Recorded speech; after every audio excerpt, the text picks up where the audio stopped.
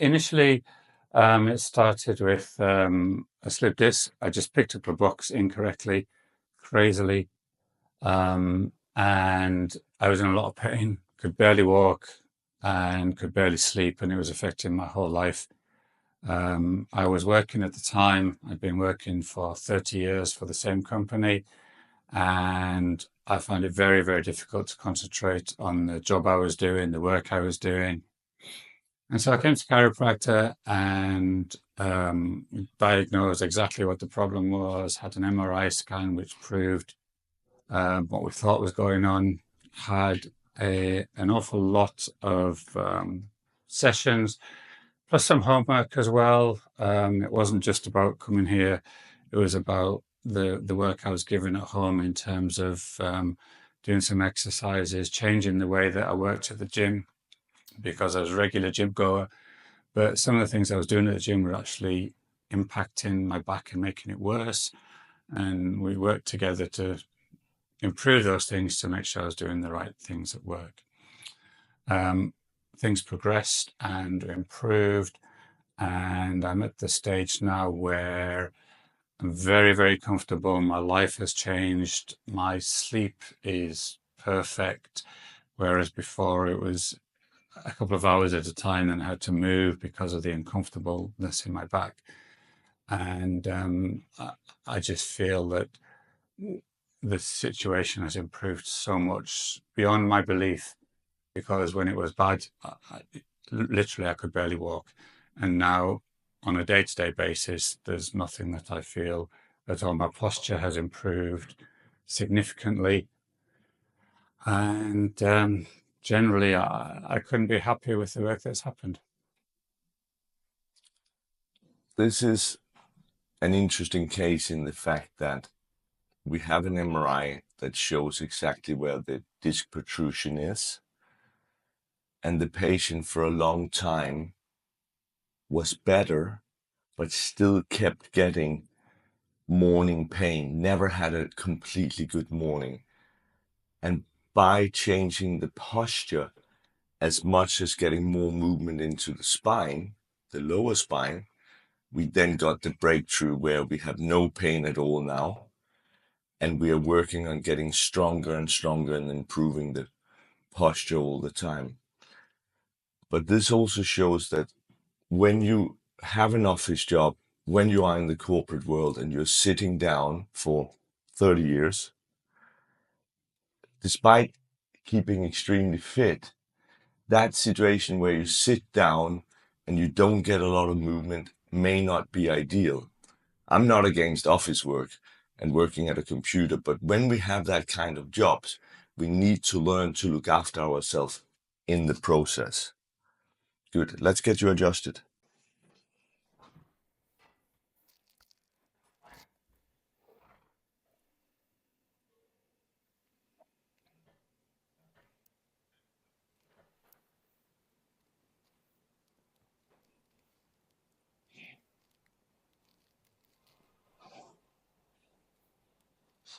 Good. Take a big breath in from you there, please.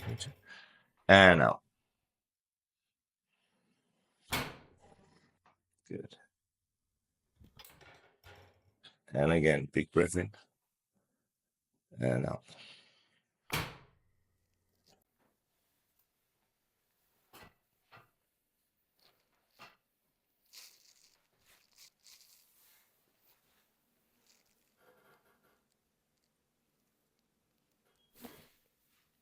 Good. And over to the other side, please.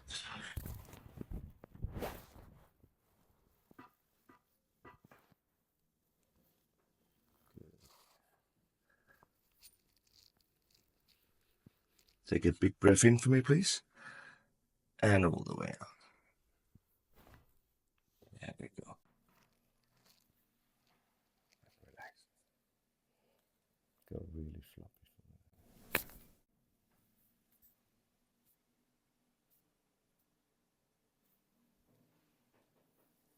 And relax. Good. In this case, where we have what is called a hyperkyphosis, where we've got too much curvature in the thoracic spine, the head automatically gets pushed forward. As the head gets pushed forward, because of the increased curve in the thoracic spine, we have a tendency to put more pressure on the lumbar spine.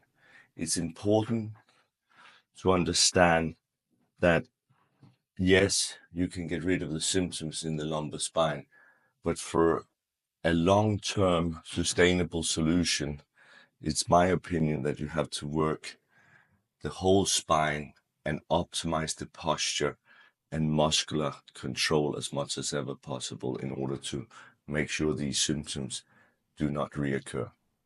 So, in addition to the protruded disc, the hyperkyphosis and forward head carriage, we also have a thoracic spine that has a left translation and a head that has compensated by going the opposite way. So what we're seeing here is a derotable traction where the patient thoracic spine that we want to shift is sitting in an empty space. A strap is being pushed over the thoracic spine and is pushing this thoracic spine towards the right. And in this case, it's of course extremely important that we don't create another problem of rotation, so we ensure that the patient is sitting as straight as ever possible, because the head had compensated by going to the right. We are lifting the head up, so we're creating the opposite mirror image traction here. So this is for a side bend of the thoracic spine with a compensation of the head. And again, the objective is to create as much symmetry as possible in the spine to reduce the stresses through the spine. So here we have the hyperkyphosis, the increased thoracic curve, where we are putting a harness around the gentleman's thoracic spine. We're stabilizing his pelvic.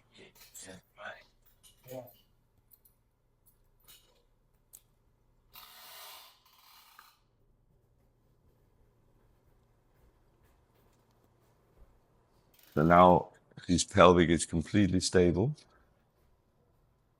And we will start lifting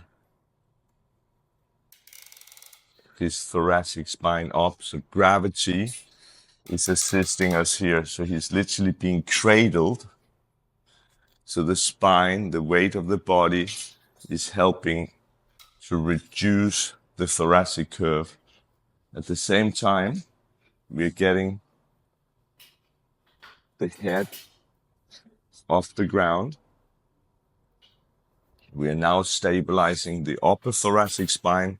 So we're being very, very specific with the cradling of the thoracic spine. So we are cradling at the apex of the thoracic curve.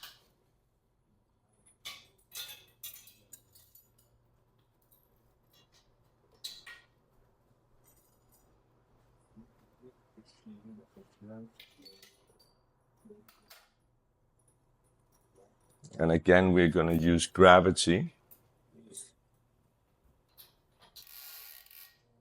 So we are making a fulcrum of his neck and putting his head down. So we now have a pivot point in the neck where we are stimulating the correct cervical curvature. We are loading an elastic band onto the forehead. So we have the two tractions happening at the same time, stimulating the cervical curvature getting away from the forward head carriage and the flattening of the neck. And we are cradling the thoracic spine right at the apex of the thoracic kyphosis.